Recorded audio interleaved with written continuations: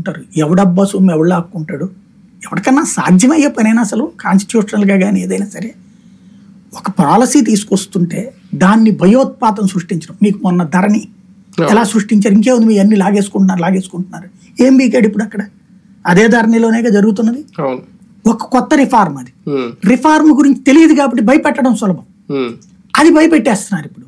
Like ఇప్పుడు తలాక్ గురించి ఎంత భయపెట్టేశారు, ఇప్పుడు ఎంత ప్రశాంతంగా ఉంది. అయోధ్య రామ మందిరం కడుతున్నారంటే ఏమైపోతుంది అన్నారు. ఇవన్నీ భయోత్పాతాన్ని విజన్ కింద చూపెడుతున్నాం మనం. మరో కీలక అంశం, దాదాపు 4.5 ఏళ్ల పాటు జగన్ కి మోడీకి ఉన్న సాన్నిహిత్యం గురించి చాలా ప్రచారం చేసింది ఇదే తెలుగుదేశం పార్టీ. ఈ 4.5 ఏళ్ళు ఎందుకన్నారంటే 6 నెలల నుంచి పెద్దగా ప్రచారం లేదు, ఎందుకంటే వీళ్ళకి అటు వెళ్ళి మూడు రావడం, కలిసిపోతారు అనుకోవడం, ఇప్పుడు కలిసిపోవడం.